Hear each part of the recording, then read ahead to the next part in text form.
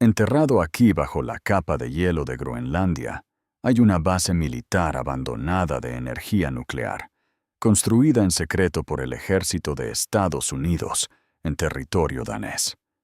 Y en notable, tenemos cientos de páginas de documentos desclasificados y grabaciones que detallan la construcción de esta base, que hemos utilizado para crear este modelo de la instalación. Hoy, está oculto bajo 90 metros de nieve, visible solo para la sorpresa de las tripulaciones de radar terrestre que escanean volando por encima, apareciendo como líneas anómalas desconcertantes en sus pantallas de radar. Estos eran los restos del proyecto Iceworm. El proyecto Iceworm nació de una pesadilla imaginada, un escenario de guerra fría, un silo de misiles nucleares secreto que aseguraba la destrucción mutua, incluso en el caso de que los Estados Unidos continentales fueran aniquilados. Pero la lógica apocalíptica que la sustenta y el interés militar que tiene al gobierno de los Estados Unidos intentando comprar Groenlandia por segunda vez, sigue viva y en buen estado. Este documento desclasificado titulado La importancia estratégica de Groenlandia nos da una idea de la mentalidad de los Estados Unidos a medida que comenzaron una misión para romper la ley internacional para este proyecto. En particular, este párrafo. En 1950, la capacidad de disuasión nuclear de la OTAN dependía casi por completo de los bombarderos tripulados del Comando Aéreo Estratégico. Dado que en este momento, los aviones de las bases de Estados Unidos no podían alcanzar ningún objetivo en la Unión Soviética. Dado que Groenlandia se encuentra en la ortodroma entre las dos superpotencias, la necesidad de bases aéreas en el Ártico era muy evidente. Para ayudar a llenar este vacío en la capacidad de la OTAN, se le dio permiso a Estados Unidos por parte de su aliado de la OTAN, Dinamarca, para construir la base aérea de Thule. Thule, aquí en la costa este de Groenlandia, fue, en su apogeo, una operación masiva que involucraba a 13,000 personas. Un hervidero de actividad en una región de otro modo desolada, manteniendo operativos los radares de alerta temprana y una flota de B-47 Stratojets, lo que les permite realizar misiones de reconocimiento regulares hacia Rusia. Eso lo convirtió en un centro logístico ideal para el proyecto Iceworm. Por aire y mar, miles de toneladas de materiales de construcción y máquinas podrían llegar, donde luego fueron arrastradas 240 kilómetros tierra adentro por trenes de tractores árticos especializados. Aquí van a trabajar excavando la vasta red de túneles. Los arados Peter, basados en los molinos de nieve utilizados para despejar la nieve de avalanchas en los Alpes suizos, se usaron para cortar zanjas estrechas en el glaciar. Estas máquinas hicieron un trabajo rápido con el hielo, removiendo 900 metros cúbicos por hora, arrojando el material excavado por los lados de la zanja como gigantes sopladores de nieve, mientras llegaba otra maquinaria pesada para limpiar los escombros. Pero simplemente cavar una zanja en la nieve no crea una base de misiles alimentada por energía nuclear. Necesitaban poner un techo en esta estructura. Los trabajadores utilizaron una técnica de socavado que ensanchó el fondo de la zanja simplemente raspando las paredes en la parte inferior. Esto mantuvo la parte superior estrecha, que más tarde se cerraría con arcos de acero corrugado. Cada trinchera medía aproximadamente 8 metros por 8 metros, con medio metro adicional de nieve rellena en la parte superior del techo de chapa. Se trabajaron zanjas más profundas en etapas, con los Peter Plows arrojando su nieve sobre estantes cortados en el hielo arriba, lo cual a su vez sería arado y arrojado a la superficie. Fue difícil en cierto trabajo en uno de los lugares más brutales de la Tierra. Aquí, las temperaturas caen regularmente a -60 grados. No solo es suficiente para liberar la piel en menos de un minuto, también es terrible para las máquinas. El queroseno para aviones se solidifica en ese punto. Los diésel se gelifican, al igual que la mayoría de los lubricantes. Los motores no arrancan y los pistones hidráulicos se bloquean. Los garajes calefaccionados tendrían que construirse directamente en la nieve para mantener estas máquinas operativas. El sol desaparece durante un cuarto del año, y no hay refugio de los infames vientos Peterak de Groenlandia, que superan los 325 kilómetros por hora, más fuertes que los huracanes de categoría 5, o de las tormentas de nieve que pueden asfixiar el paisaje en menos de 3 metros de nieve en solo 2 días. Aunque esta escala nunca se alcanzó, la fase final del proyecto Iceworm requería túneles 10 veces la longitud del metro de Londres, distribuidos en 130.000 kilómetros cuadrados, un área más grande que Grecia. Con 2.100 tubos de lanzamiento esparcidos por todo el lugar, albergando 600 misiles balísticos intercontinentales, Minutemen, que podrían trasladarse por la base oculta sobre rieles. Para prevenir un contraataque, los soviéticos necesitarían conocer la ubicación de cada uno de los tubos de lanzamiento. Y cada explosión desperdiciada en un tubo vacío salva a un objetivo más valioso de la destrucción. Camp Century era una fracción del tamaño, diseñado para demostrar que se podía hacer. Desde técnicas de construcción hasta la instalación del primer reactor nuclear portátil bajo una capa de hielo. Este fue un experimento gigante. Durante más de 16 meses de construcción, incluyendo a través de la constante oscuridad ártica, se excavó una red de 26 túneles con un total de 3 kilómetros de longitud. Cada túnel tenía su función, con edificios incrustados en su interior para apoyar la base o probar su capacidad militar. La línea más larga mide 340 metros de largo, llamada Main Street, y se ramifica en cuarteles para 225 hombres. Un hospital, una biblioteca, un gimnasio, una iglesia y un teatro, y se incluso tendieron vías de tren dentro para ver qué tan bien podían mover misiles. La prueba de movilidad Minuteman que se ve aquí es un esfuerzo para hacer que funcione en los Estados Unidos continentales. El tren estaba destinado a ser el gusano de hielo, del que el proyecto tomó su nombre, transportando un misil nuclear a través de estos pasajes subterráneos ocultos. Pero este proyecto necesitaba una variante especial del Minutema, y la proximidad de Groenlandia a la Unión Soviética permitió modificaciones para adaptarlo mejor a su funcionamiento bajo el hielo. Ellos idearon al hombre de hielo. Esto no era un misil balístico intercontinental, era un misil de alcance intermedio, y eso significaba que podría tener una etapa menos que los cohetes sólidos de 3 etapas del Minuteman, acortando considerablemente el cohete y facilitando considerablemente el proceso de rotar el misil a la posición vertical bajo el hielo. La cabeza nuclear del hombre de hielo iba a ser aproximadamente 2 veces más poderosa que la del Minuteman.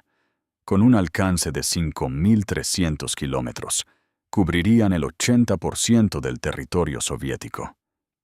Pero para mantener el campamento en funcionamiento y los misiles listos, un equipo tuvo que quedarse con ellos bajo el hielo todo el tiempo. La ciudad más cercana estaba a más de 1.500 kilómetros de distancia. Este equipo necesitaba comer, dormir, ducharse y relajarse bajo el hielo. Los espacios habitables se crearon a partir de estructuras de madera prefabricadas, ensambladas dentro de los túneles.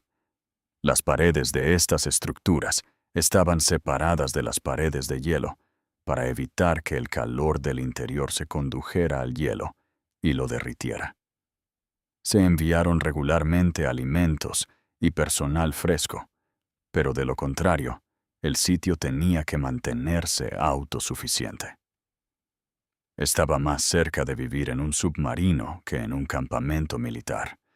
Cuando el ejército de Estados Unidos propuso este plan en 1960, estimaron que esta masiva base subterránea estaría operativa en 3 años. El costo sería 2,4 mil millones de dólares, más de 5 veces que el portaaviones USS Enterprise lanzado ese año. Costó 400 millones de dólares operar cada año después de eso. Desde su perspectiva, era un gasto perfectamente justificado. Los Estados Unidos estaban en medio de alucinar una brecha de misiles entre la OTAN y la URSS. Combinando informes defectuosos de la CIA y la retórica de la campaña electoral de JFK para conjurar un vasto arsenal soviético de misiles nucleares que supera con creces a los ICBM estadounidenses. Informes ampliamente compartidos proyectaban 500 ICBM para 1961, aumentando a 1.500 para 1963, mientras que Estados Unidos solo tendría 130 para entonces. No había forma de defenderse contra un primer ataque soviético con tantos misiles, así que la única opción estratégica era la disuasión con un contraataque fiable. Pero, ¿cómo asegurarnos? La solución de la Marina de los Estados Unidos fue una flota de submarinos que recorrían los océanos. En 1960, recibieron una gran actualización. Después de gastar miles de millones de dólares, el submarino Polaris lanzador de misiles balísticos estaba listo. Permitió a los submarinos de misiles balísticos de la Marina lanzar sin romper la superficie, aumentando masivamente su letalidad. La Fuerza Aérea tenía sus bombarderos B-52. Eran rápidos, armados con armas nucleares, y podían atacar a más de 14.000 kilómetros. Entonces, se inició la operación Chrome Dome. Las flotas de bombarderos B-52 volarían sin parar desde bases aéreas de todo el mundo, por lo que siempre habría algunos en el aire si estallara una guerra nuclear. Esto continuó durante 7 años, deteniéndose solo porque los B-52 seguían lanzando bombas atómicas en accidentes. Pero eso es otro asunto. Eso dejó al ejército, y querían sentirse tan grandes y poderosos como las otras ramas también. El proyecto Ice Worm sería su boleto para el papel de disuasión, otorgándoles los misiles nucleares que querían y una fortaleza desde la cual desplegarlos. Sin embargo, los daneses tenían una política de no provocar a la Unión Soviética justo en su frontera, ni permitir que se basaran armas nucleares en su territorio. Eso lo convertiría en un objetivo principal en caso de una guerra nuclear, además de aumentar las tensiones de la Guerra Fría. Algo que quedó terriblemente claro durante la crisis de los misiles en Cuba en 1962, cuando los soviéticos intentaron contrabandear misiles en la Puerta de América. Y así, el ejército de Estados Unidos depositó sus esperanzas en mantener su trabajo en secreto para evitar provocar a la Unión Soviética. Lo cual, si piensas durante 5 segundos, te das cuenta de que así no es como funciona la disuasión. Intentando ocultar algo, este sediento de poder exigió energía nuclear. Cualquier otra cosa requeriría envíos de combustible demasiado conspicuos para ocultar. Pero eso no les impidió arrastrar estos tanques de 110 toneladas, llenos de diésel, para hacer funcionar sus generadores y maquinaria en un viaje de 70 horas a través del Ártico hasta el campamento Century. Y así construyeron este reactor nuclear dentro de túneles de hielo, que el ejército documentó en increíble detalle, tanto en la película como en este informe de 164 páginas. Este fue el PM-2A, el primer reactor nuclear portátil. Un primer reactor nuclear de 5 megavatios, diseñado específicamente para ser transportado en 37 módulos contenedorizados. Comenzó a llegar a Thule durante la fase final de construcción a bordo de este barco. La operación completa realmente me hizo reconsiderar cuán complicados son en realidad los reactores nucleares. La planta de energía nuclear es en realidad bastante simple si simplemente ignoras todo lo que puede salir mal. Solo necesitas una fuente de calor nuclear, en este caso, uranio 235 de pureza extremadamente alta, que puedes ver siendo manipulado aquí con todo el equipo de seguridad que el ejército de Estados Unidos podría permitirse, para utilizar un diseño lo más compacto posible y permitir que se usen durante el mayor tiempo posible entre repostajes. Estos eran núcleos de uranio 235, enriquecido al 93%. Los reactores nucleares comerciales modernos utilizan uranio enriquecido hasta un máximo del 5%. Cada uno de estos núcleos contiene 500 gramos de uranio 235. El resto era acero inoxidable, lo que hace que este manejo de los núcleos del reactor sea aún más preocupante para un profano. Pero en esta etapa, estos núcleos solo están emitiendo partículas alfa que suponen poco riesgo para tu ADN. Sin embargo, están tan enriquecidos que simplemente colocar demasiadas barras de combustible juntas haría que se volvieran críticas. El equipo que lidera el proyecto monitoreó cuidadosamente los sensores y realizó cálculos con reglas de cálculo para medir un factor muy importante. Contenido total de U-235 del núcleo ensamblado ha ganado 3.376 kilogramos. Mira, incluso el ejército de Estados Unidos utiliza el sistema métrico para todas las cosas importantes. Ese coeficiente de reactividad es muy importante. Cuando llega a 1, el número de neutrones que se liberan coincide con el número de neutrones necesarios para mantener la reacción. Pues mientras se mantenga por debajo de 1, la reacción no puede sostenerse. Así que necesitamos una forma de controlar ese número. Aquí, los ingenieros colocaron lentamente los núcleos en el reactor, anotando su ubicación en un trozo de papel. Y luego, una vez que todo parece seguro, las barras de control comienzan a levantarse lentamente mientras se monitorea ese coeficiente de reactividad. Las barras de control son simplemente grandes bloques de material que son excelentes para absorber neutrones. El boro es el material más comúnmente utilizado, pero cuando es golpeado por un neutrón, se divide en litio y helio, y nunca puede ser utilizado de nuevo. Se ha ido para siempre.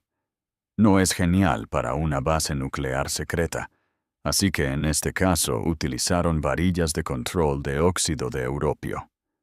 Europeum es como el gato de las barras de control. Tiene múltiples vidas, absorbiendo neutrón, tras neutrón, tras neutrón, tras neutrón, hasta que no puede más, y sufre desintegración, beta para convertirse en gadolinio 156. Y a medida que estas barras de control se elevan, los neutrones finalmente pueden alcanzar los núcleos del reactor, y el número de reacciones de fisión comienza a aumentar. Ahora aquí está. Con las 5 barras de control retiradas, 6,24 pulgadas, PM2A se volvió crítica a las 06520. Ah, mierda. Pensé que íbamos a tenerlo todo en unidades métricas. Eso es 158,5 milímetros para los ingenieros en la sala. Ahora que el núcleo era crítico, iba a generar mucho vapor. Y desde aquí un reactor nuclear actúa prácticamente igual que cualquier generador de energía.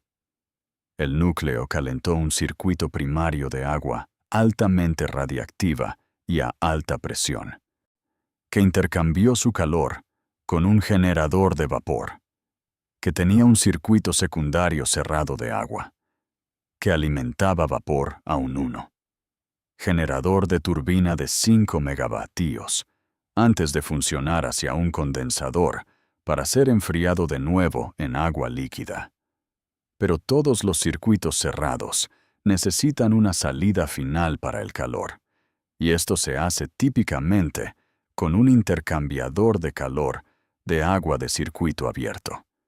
Entonces, ¿cómo resuelves ese problema cuando estás rodeado de hielo, no de agua?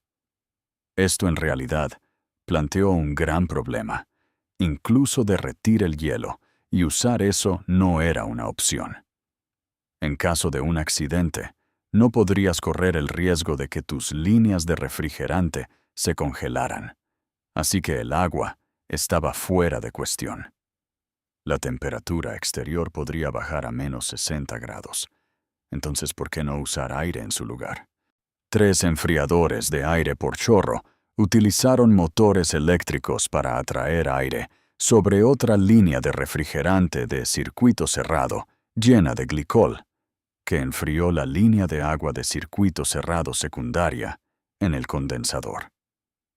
Increíblemente, los ingenieros involucrados en este proyecto subestimaron el efecto de la expansión térmica durante el ensamblaje.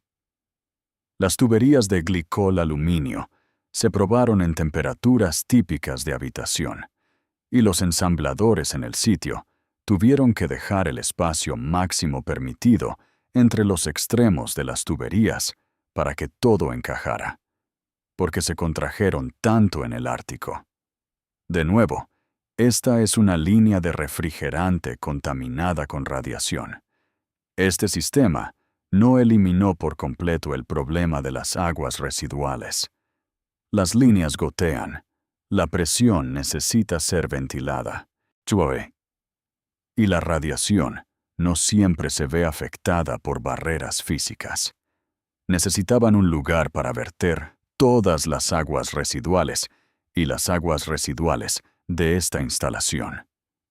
Excavaron un enorme agujero en el suelo con vapor y comenzaron a verter toda el agua residual, las aguas residuales y los desechos radiactivos en este gigantesco reservorio. Un reservorio de desechos humanos radiactivos que permanece enterrado bajo Groenlandia hasta el día de hoy. Lo que más me sorprende de todo esto es que estaban construyendo toda esta base como un kit de construcción de IKEA por números. Recibimos referencias a ello en el informe desclasificado. Los sistemas de marcado de coincidencias y dibujos isométricos simplificados para referencia eran ideales. Cada pieza tenía marcas que indicaban a dónde pertenecía y a qué se conectaría.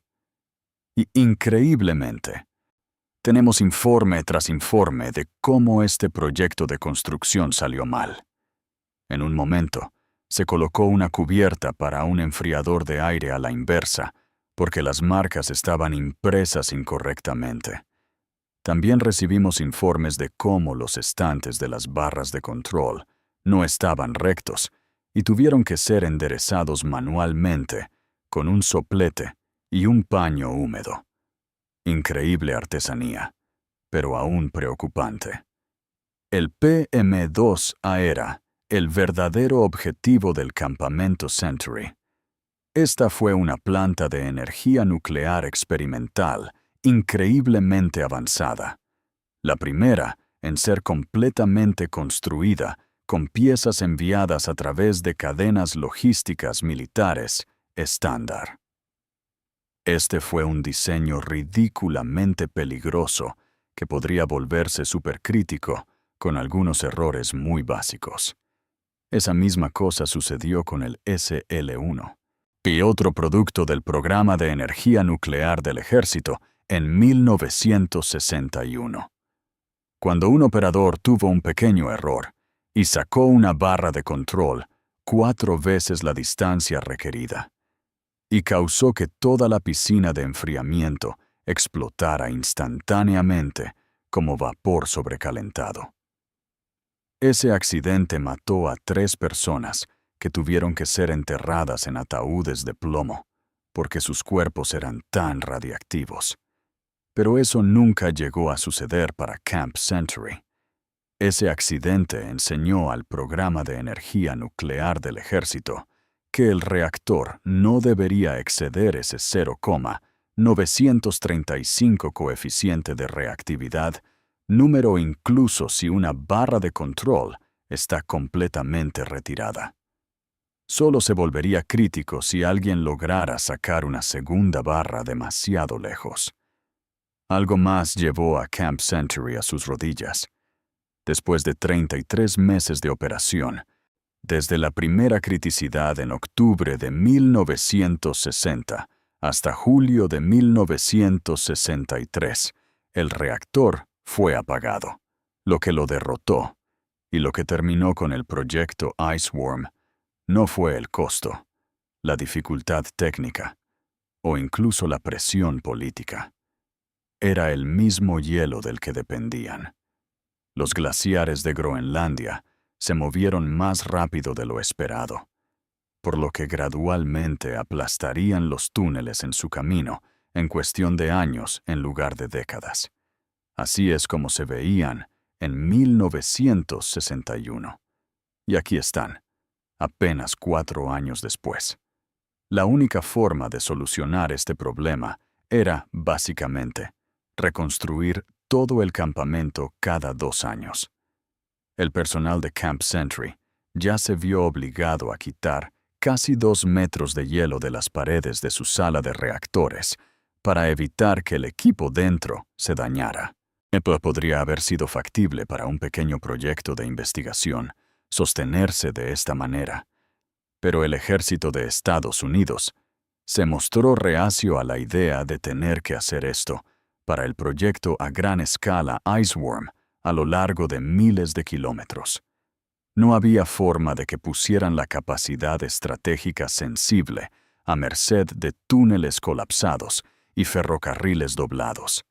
Así que, en 1966, Camp Century fue cerrado, y para 1967 fue abandonado. El reactor nuclear, junto con su combustible radiactivo, fue retirado. Pero esa caverna en el hielo permaneció, llena con 24 millones de litros de desechos humanos radiactivos, junto con 200.000 litros de combustible diésel, todo sellado dentro del hielo. En 2024, la NASA tuvo un vistazo del desastre ecológico enterrado con un Gulfstream equipado con un pod de radar de apertura sintética. Se ha desplazado 90 metros bajo el hielo y aunque sus creadores asumieron que sería una tumba de hielo, nunca podría escapar. Ese mismo Gulfstream fue enviado para medir los movimientos acelerados de la capa de hielo. Se espera que este desastre ecológico enterrado resurja en 100 años. Nadie ha intentado crear instalaciones a gran escala bajo el hielo desde el proyecto Iceworm, hasta donde sabemos. El gobierno danés ni siquiera sabía el verdadero propósito de Camp Century hasta 1996, cuando fue desclasificado. A pesar de que el preámbulo de esta película desclasificada indica que se realizó con la cooperación del gobierno danés, y a pesar de la reciente controversia geopolítica, el ejército de Estados Unidos todavía opera en Groenlandia. Yo mismo volé hacia el campamento Raven a bordo de un LT-130 equipado para esquiar en una misión de reabastecimiento a los investigadores. Hicimos un video entero sobre ese viaje que puedes ver. Y Thule sigue allí, ahora llamada la Base Espacial Buttigieg, ayudando a rastrear las amenazas de misiles que una vez intentó plantear. Hemos creado un nuevo espectáculo, utilizando una increíble nueva técnica de animación que desarrollamos con LumaField, cuyos escáneres industriales nos permiten crear estos modelos volumétricos de cualquier cosa que podamos meter dentro, permitiéndonos explorar cada rincón y grieta ocultos de algunos de los dispositivos más intrincados jamás concebidos. Esta semana, exploramos el Nokia 3310, analizando cómo su diseño resistente, barato y, sin embargo, increíblemente innovador, revolucionó los teléfonos móviles.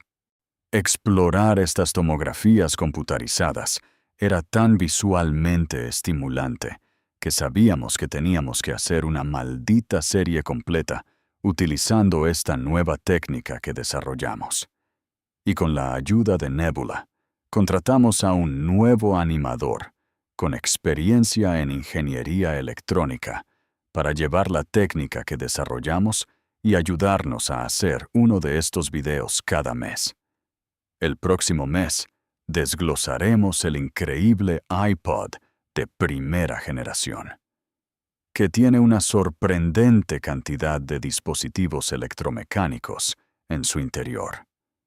Esta serie está disponible exclusivamente para suscriptores de Nebula. Una suscripción mensual cuesta solo $6, pero con mi enlace o el código QR en pantalla ahora mismo, puedes obtener una membresía de todo un año por solo $30. Eso es $2.50 al mes. Actualmente estamos ejecutando el programa como un piloto, así que si quieres ver más de esto, tienes que registrarte ahora. O, si estás cansado de registrarte en nuevos servicios de suscripción como yo, hemos creado una membresía de por vida. Si prefieres simplemente pagarlo y olvidarlo. En una época en la que el trabajo creativo es cada vez más difícil de encontrar, Nebula me ayudó a contratar a un joven animador talentoso y a crear una nueva serie. De eso se trata Nebula: apoyar el trabajo creativo hecho por humanos.